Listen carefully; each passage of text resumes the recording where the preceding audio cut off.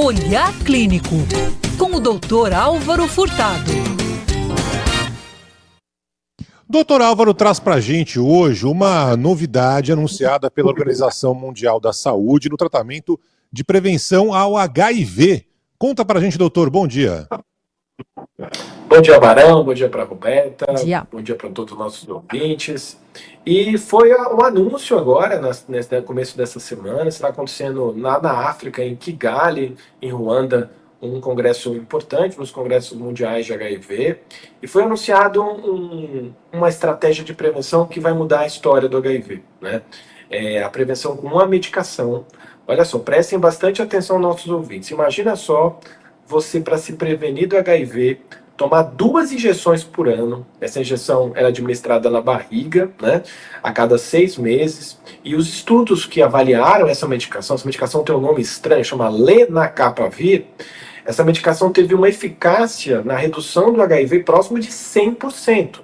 Óbvio que essa medicação foi recentemente aprovada pelo FDA e que o caminho para essas medicações chegarem nos sistemas públicos de saúde é um caminho muito longo pela necessidade de redução do custo dessas tecnologias, mas foi muito importante a OMS já colocar nos guias de prevenção, essa estratégia como estratégia pivotal no controle da epidemia de HIV/AIDS no mundo, né? Recentemente nós tivemos muitos reveses por causa de corte de verba pelo governo americano, do PEPFAR, também interrupção de estudos de vacina aí pelo governo americano, então um momento de relativa tensão na resposta global da epidemia. Então, quando a gente vê uma notícia dessa, só nos resta torcer para que essa tecnologia chegue cada vez mais rápido nos locais do mundo onde realmente a epidemia se concentra, né? E o Brasil ainda é um país com número substancial de casos novos, apesar do HIV ser uma doença totalmente tratável e com terapia que melhorou muito nos últimos anos, ainda temos casos novos e qualquer tecnologia, além do preservativo, que colabore para que a gente não tenha novos casos, é muito bem-vinda, especialmente somente 2 injeções por ano. Fantástico chegar nesse ponto de prevenção, né? A gente falava tanto sobre a possibilidade de uma vacina contra o HIV, e é claro que nesse caso não é uma vacina, mas funciona como prevenção. A gente chegou a citar aqui no Band News Station, né, doutor, quando os estudos saíram em 2024, mostrando que essa substância é 100% eficaz na prevenção da doença. E agora mais um passo com essa recomendação da Organização Mundial da Saúde. Quando de fato isso chegar para a gente no Brasil e em outras partes do mundo também, qual é o público que será recomendado para usar? Muita gente pensa que não, mas mulheres também, por exemplo, heterossexuais, deverão fazer o uso do lenacapavir? Deverão fazer essa prevenção do HIV? Fantástico, Roberta. Essa é uma fala muito importante, porque as mulheres... Olha um dado que eu vou colocar aqui para os nossos ouvintes, que também é um dado surpreendente. Dos casos novos de HIV no Brasil, Roberta e ouvintes, vamos falar com nossos ouvintes mulheres cis. Quase 20, 30% dos casos novos de HIV em 2024 foram em mulheres. Ou seja, as mulheres têm vulnerabilidade com relação à aquisição do HIV, por uma série de motivos, violências, o homem não querer usar preservativo. E o estudo do lenacapavir, o estudo Purpose 1, incluiu só mulheres na África subsaariana.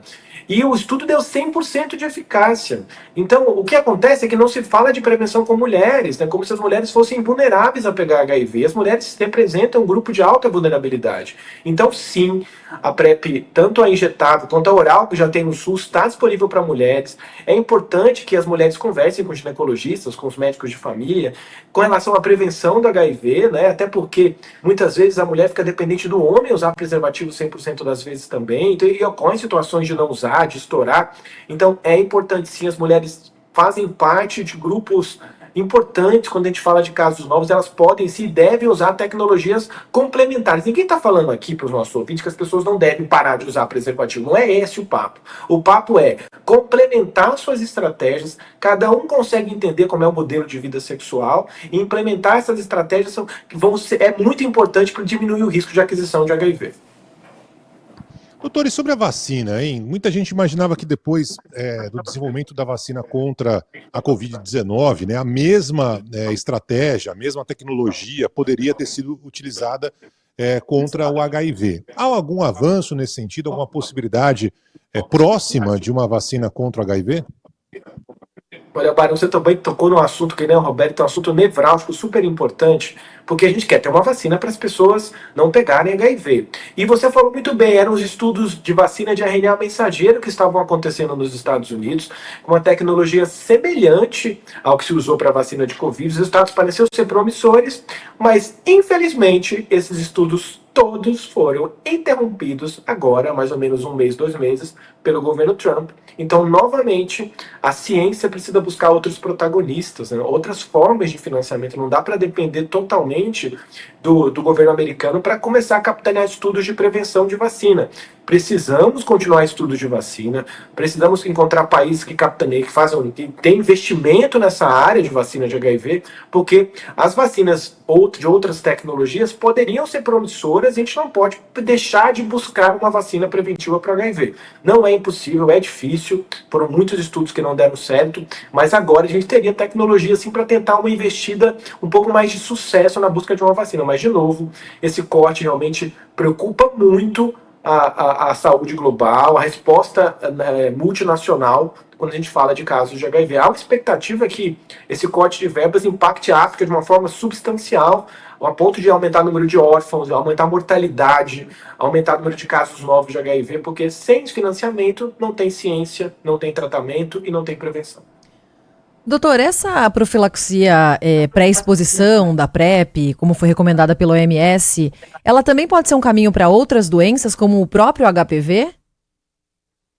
Sim, para vocês terem uma ideia, essa questão de dar um antibiótico antes da exposição está sendo estudado para outras ISTs. Por exemplo, sífilis, gonorreia e clamídia. São doenças que não têm vacina, né, assim como o HIV.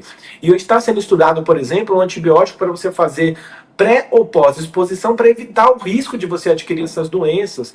Então, esse caminho de você fazer prevenção em IST, o melhor cenário é o usuário não pegar nenhum IST, né? Ele fazer as profilaxias, combinar com camisinha, tomar vacina, como tem vacina de HPV.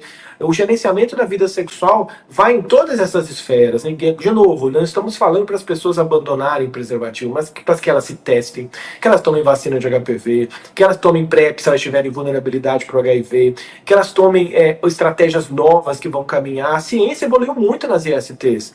É muito diferente do que eu falava 20 anos atrás, quando eu tinha uma prevenção de IST, que só existia uma coisa, camisinha ou abstinência sexual.